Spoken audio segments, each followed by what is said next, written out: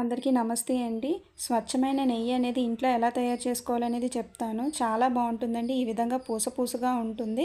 మీరు కూడా ట్రై చేయండి.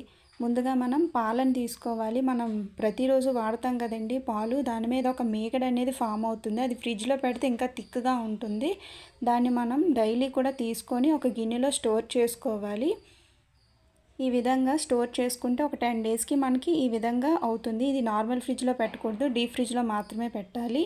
దీనికి కూల్ వాటర్ అనేది చాలా అవసరమండి. నార్మల్ వాటర్ అయితే అసలు పని చేయదు.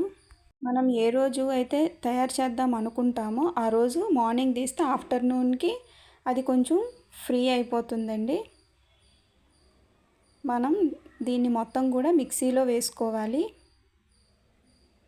కూల్ వాటర్ అనేది వేయాలి. ఒక 3 టైమ్స్ మనం గ్రైండ్ చేసుకోవాలి.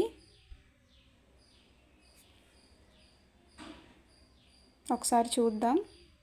ఆల్రెడీ వెన్న అనేది ఫామ్ అయిందండి, వచ్చేసింది మనకి. చూసారా కలర్ అయితే ఎంత బాగుందో. దీన్ని వాటర్ లేకుండా ఒక గిన్నెలో అనేది మనం వేసుకోవాలి. స్టవ్ ఆన్ చేసుకొని మనం ఆ గిన్నెని పెట్టుకోవాలి.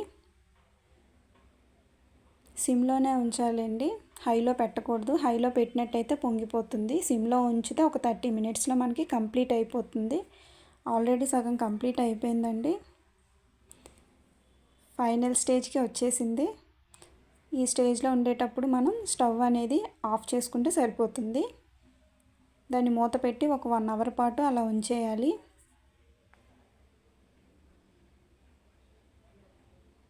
1 అవర్ తర్వాత చూస్తే మనకి ఈ విధంగా నెయ్యి అనేది ఉంటుంది. దీన్ని వడకట్టుకోవాలి. ఒక డబ్బాలో స్టోర్ చేసుకోవాలి. చూసారా వడకడితే ఈ విధంగా ఉంటుంది. దాన్ని మనం ఒక 3 అవర్స్ అలా వదిలేస్తే ఈ విధంగా తయారవుతుంది.